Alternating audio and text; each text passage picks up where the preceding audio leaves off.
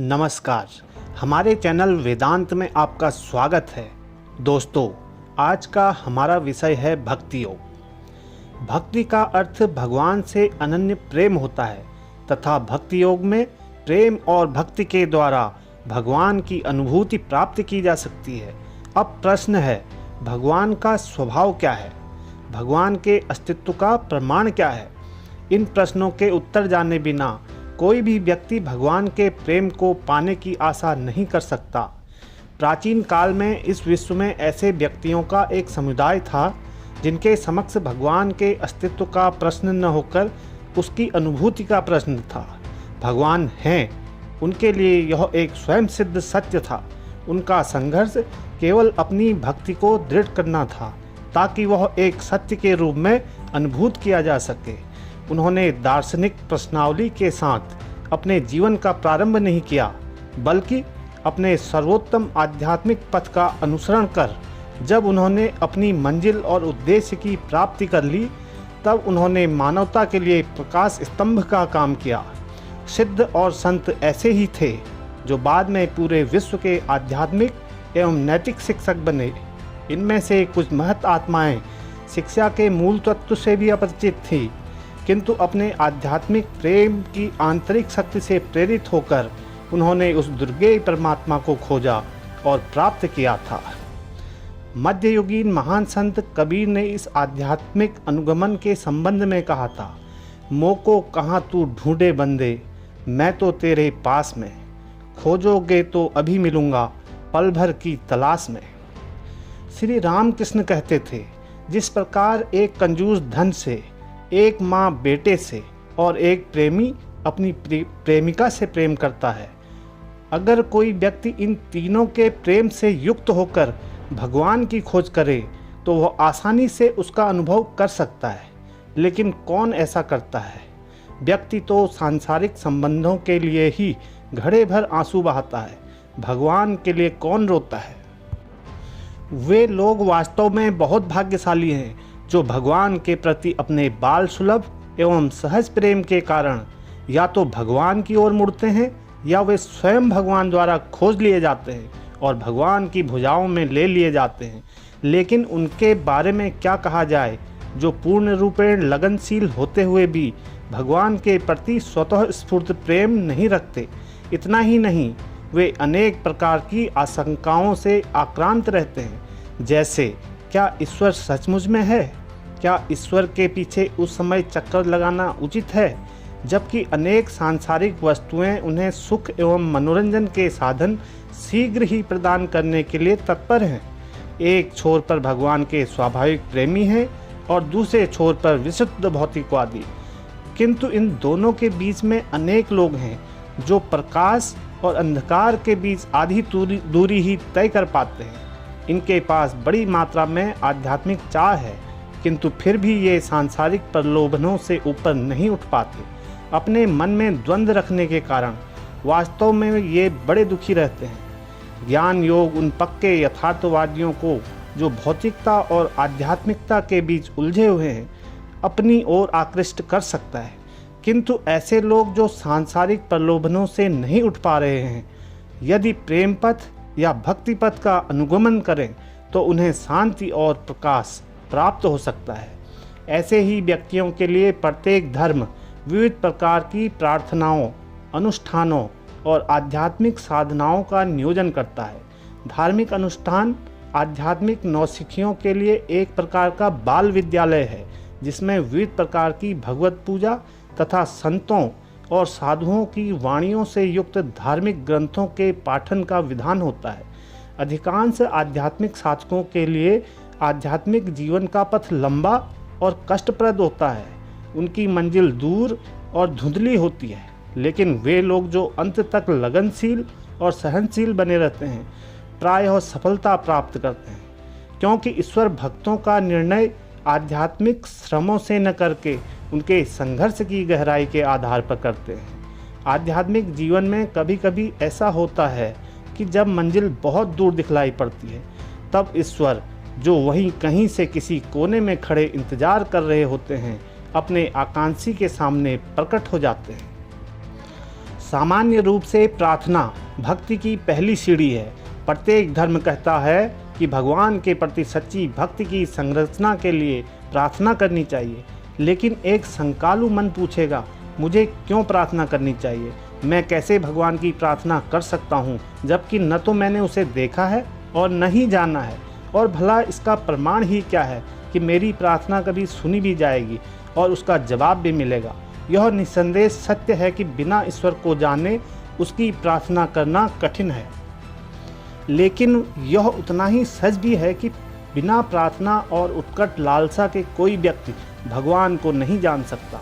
यह सर्वप्रथम तो विरोधाभास सा लगता है, लेकिन यह विवाद तुरंत ही शांत हो जाता है जब संदेहशील व्यक्ति महान संतों एवं दृष्टाओं के प्रमाणों में विश्वास करने लग जाता है, जो यह कहते हैं, हाँ, ईश्वर प्रार्थनाओं का उत्तर देते हैं और कोई भी प्रेम एवं निस्वार्थ भाव से की गई प्रार्थना व्यर्थ नहीं जाती।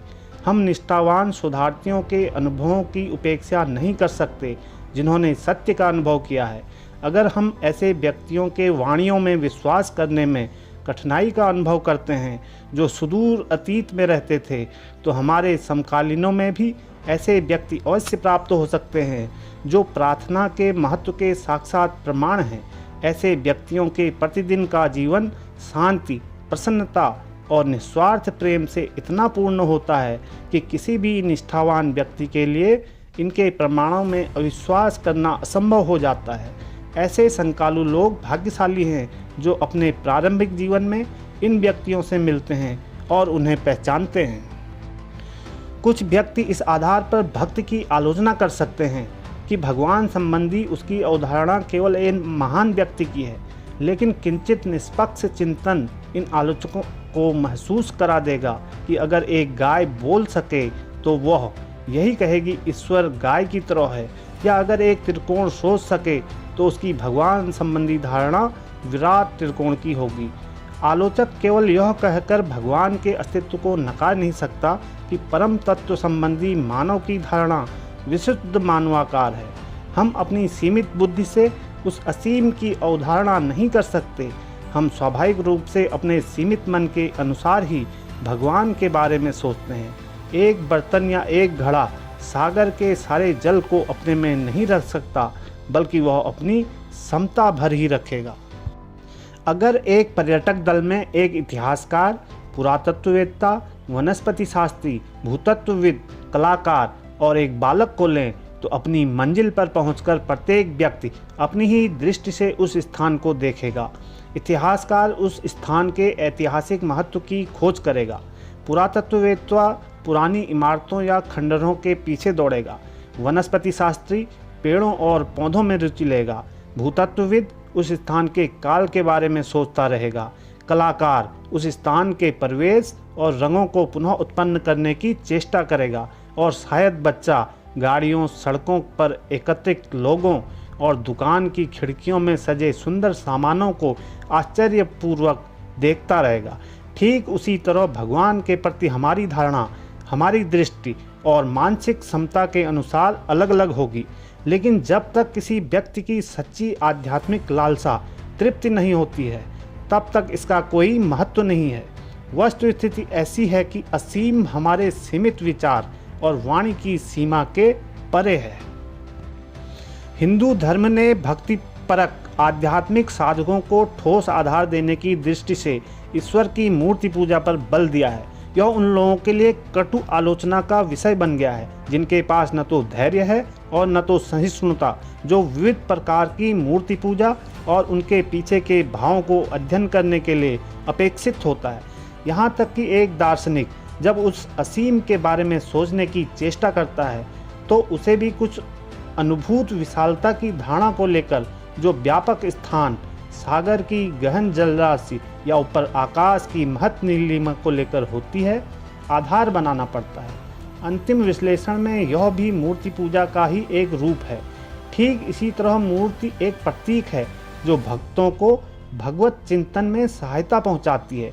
जिस प्रकार एक सुंदर दृश्य कलाकारों को उस महान रचनाकार के बारे में सोचने के लिए प्रेरणा प्रदान करता है, ठीक उसी प्रकार एक सुंदर प्रतिमा के माध्यम से एक भक्त अपने भगवान को देखता है।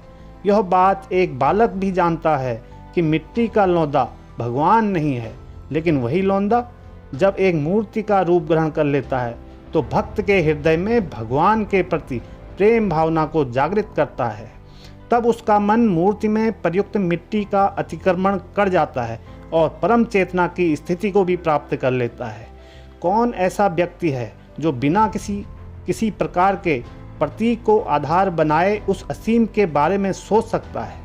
वे लोग जो मूर्ति पूजा की निंदा करते हैं, वे भी अपने को प्रार्थना के लिए किसी न किसी ठोस वस्तु से, जैसे क्रॉस, पुस्तक, पवित्र पात्र से जोड़ते हुए देखे गए हैं। प्रार्थना और पूजा के अलावा महान आत्माओं की संगति भी भक्ति के विकास में बड़ी महत्वपूर्ण होती है। यह कहा जाता है कि साधुओं की क्षणिक संगति भी एक ऐसी नाव का काम करती है जिसमें बैठकर सागर संसार को आसानी से पार किया जा सकता है। अगर व्यक्ति को सच्चे संत को जानने का सौभाग्य प्राप्त है तो वह अपने जीवन में आदर्श की अनुभूति प्राप्त करता है और स्वयं ऐसी अनुभूति की खोज के लिए प्रायः प्रोत्साहित होता है। बहुत से लोग किसी गुरु या आध्यात्मिक आचार्य से प्राप्त मदद में विश्वास करने से इनकार कर देते हैं। इनके मतानुसार धार्मिक जीवन के लिए किसी मध्यस्थ की अपेक्षा नहीं होती, क्योंकि ज्ञान का प्रकाश तो प्रकाश स्रोत से सीधे ही आ सकता है। यह विचार आंशिक रूप से उस प्रतिक्रिया का परिणाम हो सकता है जो उन्हें उन बहुत से नकली गुरुओं की खोज से प्राप्त होता है जिन्होंने धर्म को व्यापार बना रखा है। किंतु इन अपवादों को छोड़कर धर्म के क्षेत्र में सच्चे गुरु की उतनी ही आवश्यकता पड़ती है जितनी कि जीवन में अन्य क्षेत्रों में पड़ती है। यद्यपि सैद्धांतिक रूप में एक व्यक्ति बिना किसी गुरु के भी शिक्षा प्राप्त कर सकता है, फिर भी प्रायः लोग अपने बच्चों को स्कूलों और कॉलेजों में भेजते हैं। ठीक इसी तरह बिना किसी बाहरी मदद के भगवान की अनुभूति निस्संदेह संभव है, किंतु ऐसी संभावना बहुत ही कम लोगों तक सीमित रहती है। अन्य सभी महात्माओं की मदद पर ही निर्भर करेंगे। वह भक्त सचमुच ही भाग्यशाली है जिसे ऐसा गुरु मिलता है जिसे साक्षात्कार हो गया हो या परम पुरुष हो, क्योंकि ऐसे गुरु केवल शिक्षा ही नहीं देते बल्कि अपनी शिष्यों में शिक्षा के पालन हेतु शक्ति का संचार भी करते हैं। ऐसे आध्यात्मिक आचार्यों के शब्दों में दृढ़ विश्वास रहता है जो दूसरे साधनों से प्राप्त नहीं हो सकता, और शिष्य ऐसे गुरु से दीक्षित होकर कभी अंधेरे में भटकता नहीं है बल्कि कठिन से कठिन पथ पर अग्रसर होता है। ऐसी आध्यात्मिक शिक्षक से एक बार संपर्क हुआ नहीं कि साधक की मंजिल प्राप्ति का विकास निश्चित हो जाता है। इसका अभिप्राय यह नहीं कि वह अपने उद्देश्य की प्राप्ति के लिए संघर्ष नहीं करेगा, बल्कि उसका संघर्ष 100 गुना कम हो जाएगा। ऐसे सच्चे गुरु से मिलने के बाद भक्त की मार्ग और मंजिल संबंधी शंकाएं एवं हिचक दूर हो जाएंगी और उसका एकमात्र उद्देश्य साधना के पथ पर, चाहे वह कितना ही कठिन क्यों न हो, पहुंचना होगा और मंजिल को प्राप्त करना होगा। यह साधारण बात नहीं है। दूसरे साधक जहां सागर में बिना पतवार और कुतुबनुमा के हैं, वहां भाग्यशाली शिष्य के जहाज को पार लगाने के लिए तथा सुरक्षित ढंग से उसे पार पहुंचाने के लिए अनुभवी कर्णधार प्राप्त है। तथापि वह साधक जो सच्चे गुरु के तलाश में है, अगर थोड़ी देर के लिए असफल होता है तो उसे निराश नहीं होना चाहिए। अगर वह लगनशील है तो निश्चित रूप से उसे मदद मिलेगी जिसकी उसने किंचित आशा भी नहीं की होगी, जैसा कि अतीत में कई घटनाओं में हुआ है। एक बार निश्चित है कि भक्त जिसके मन में प्रभु प्राप्ति के लिए उत्कट लालसा है, वह अपने प्रयास में तमाम विघ्नों के बावजूद भी प्रगति करेगा, किंतु मंद साधक सर्वोत्तम साधनों के रहते हुए भी ऐसा नहीं कर पाएगा। भक्ति योग की साधना में ये प्रार्थनाएं सुसंगति और जप के बावजूद केवल प्रारंभिक सोपान है। मुख्य वस्तु भक्ति को प्राप्त करना है। एक बार जब भक्त इसे प्राप्त कर लेता है तो वह सुरक्षित हो जाता है और उसकी सफलता निश्चित हो जाती है। अगर प्रयास और संघर्ष के माध्यम से कोई व्यक्ति नदी की मुख्य धारा तक पहुंच जाता है तो उसके बाद वह धारा ही शीघ्रता के साथ उसे अपने साथ ले चलेगी। किसी गर्मी के दिन में जब तक हवा बंद रहती है तभी तक व्यक्ति को पंखे की आवश्यकता रहती है, लेकिन जो ही वहाँ प्राकृतिक हवा बहने लगती है त्यों ही वहाँ नकली सहायता की अपेक्षा नहीं रह जाती। वह भक्त जिसने अपने मन में सच्ची भगवत भक्ति का विकास कर लिया है, कभी भी गलत कदम नहीं उठाएगा। उसे अब न तो चेतन रूप से सही और गलत भेद रखने की आवश्यकता है और न ही उसे सही को करने और गलत को नकारने के लिए चेष्टा करनी है। वह शुभ पथ पर ही बढ़ेगा, क्योंकि स्वयं भगवान ही उसका हाथ अपने हाथ से पकड़े हुए हैं और जीवन में उसका पथ प्रदर्शन कर रहे हैं। ऐसे पुरुषों एवं स्त्रियों के लिए भक्ति शुभ प्रकाश बनती है और सांसारिक दुखों एवं बुराइयों के बीच अनंत शांति और सामंजस्य की स्थापना करती है। भक्ति विचित्र रूप धारण करती है। कुछ भक्त भगवान को पिता के रूप में, कुछ माँ के रूप में और कुछ बालक आदि के रूप में देखते हैं। यह तब तक चलता है जब तक कि सारी सांसारिक साधन भक्त के स्वभावानुसार प्रयुक्त नहीं हो जाती। यहाँ कुछ ऐसे लोग भी हैं जो भगवान के प्रति अपनी सही धारणा को परिभाषित करने में अपने को असमर्थ पाते हैं। उनके लिए ईश्वर जैसे पिता हैं वैसे ही माँ हैं। वे उनके लिए मित्र और स्वामी भी हैं। ऐसे भक्तों के लिए भगवान सारे सांसारिक प्रेमों का सद्गुना पूंजीगत रूप है। जब एक विशेष भक्त ऐसी उत्कट भक्ति का विकास कर लेता है, तब उसे न तो दीर्घ जीवन की लालसा रहती है और न मृत्यु का कोई भय। सारे सांसारिक खजाने उस तुच्छ प्रतीत होते हैं और उसे अपनी ओर आकर्षित नहीं कर पाते। शरीर में रहते हुए भी वह शरीर ज्ञान से ऊपर उड़ जाता है। जीवन और मृत्यु, लोक और परलोक की विभेदक रेखा उनके लिए गायब हो जाती है और उसके लिए इन सबों का कोई अर्थ नहीं रह जाता। वह जानता है कि वह जहाँ कहीं भी है वह ईश्वर का है, जो सर्वव्यापी, त्रिकालदर्शी और सर्वशक्तिमान है। अगर वह जीता है तो मानवता के लिए वरदान बनता है और वह ऐसी ज्योति प्रज्वलित करता है जो उस पथ पर चलने वाले दूसरे भक्तों को शाश्वत रूप से प्रकाशित करती है। वह मृत्यु में भी अमरत्व प्राप्त करता है, क्योंकि वह भगवान के सभी सच्चे प्रेमियों के हृदय में विराजमान रहता है। दोस्तों, आज के लिए इतना ही। मिलते हैं एक नए विषय के साथ। धन्यवाद।